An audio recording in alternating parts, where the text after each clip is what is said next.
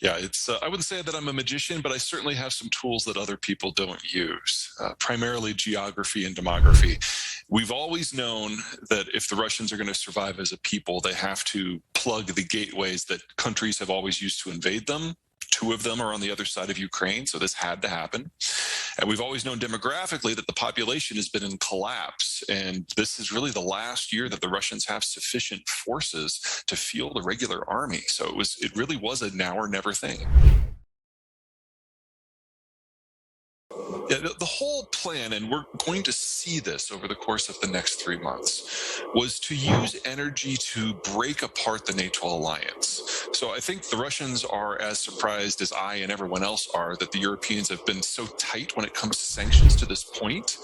But in the not too distant future, most of the pipelines that go through Belarus and Ukraine are going to go offline, either because the Russians are going to destroy them accidentally or because Ukrainian partisans are going to blow them up. When that happens, there are only two pipelines left.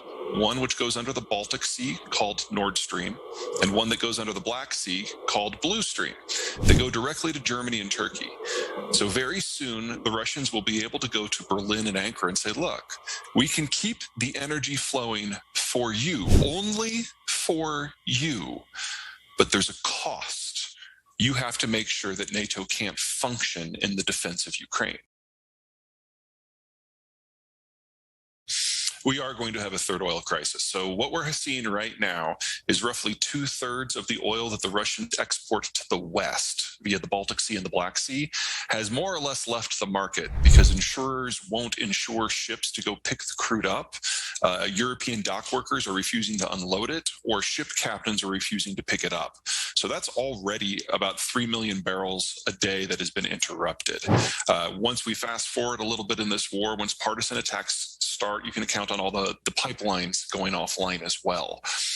In that specific circumstances, we would consider ourselves fortunate to have oil at only 170. I think 200 is a more realistic number.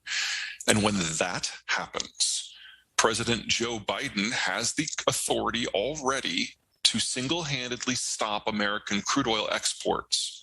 And when that happens, the world loses access to Russian and American crude at the same time. In North America, we get a functional energy price of probably about 70, but in the rest of the world, it'll probably never drop below 150 ever again. And as we adjust to the new normal before we have demand destruction, I think 300 is a reasonable figure.